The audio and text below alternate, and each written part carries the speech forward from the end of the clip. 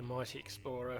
It's a fantastic glider. This is the 3.5 metre version with a spread toe centre panel and standard layup tips and a reasonably light fuzz.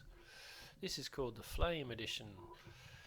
Fuzz courtesy of Mark Stone in South Australia, and centre panel mark as well.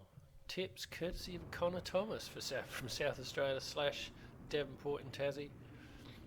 So all up, this is just 2 kilo, 1970 something, and it uses a 4 metre tail plane, so you can run the CG slightly more rearward and still get stability. Great glider, and the spread toe centre panel can take a hell of a winching. You can abuse it on the winch, and it's well, it hasn't broken yet. I've had my classic David Hobby's signature Xplorer 3.5 break on launch in South Australia, actually in Mildura, Wentworth, the Wentworth comp. The right hand panel snapped off thanks to Trevor's winch and a passing thermal. And yeah, anyway, the spread toe panel is so been good so far, but it looks scabby. The paint job is a little bit unrefined and bits chip off.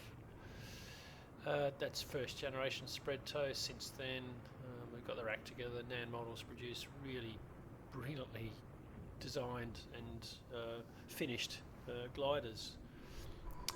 So this is Pantanger in Tasmania. It's it's home of the Phoenix Flyers. I'm an associate member and we can fly there whenever we like. We don't have any voting privileges.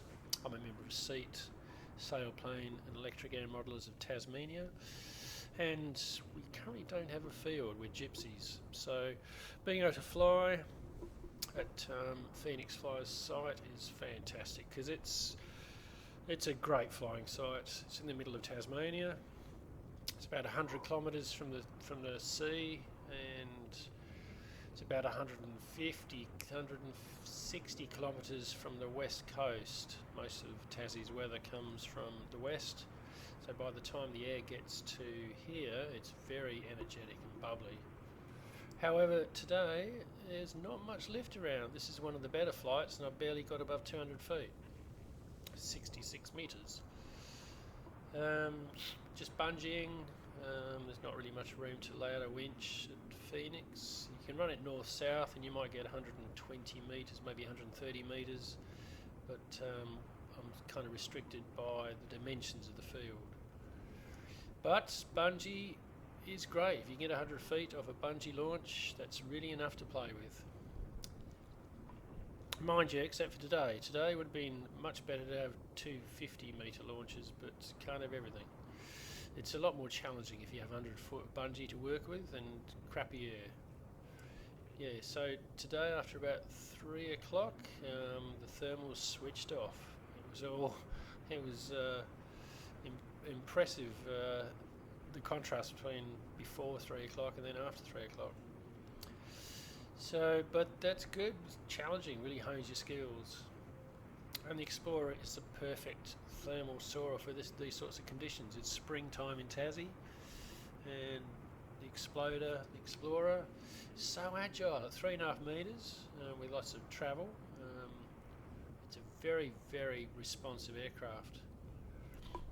I've flown a range of gliders over the years, and this is still my go-to. It's still my favourite. It's most enjoyable. It's very stable in a thermal turn, and the airfoil is slippery, and where I've got it, the CG, it's pretty viceless.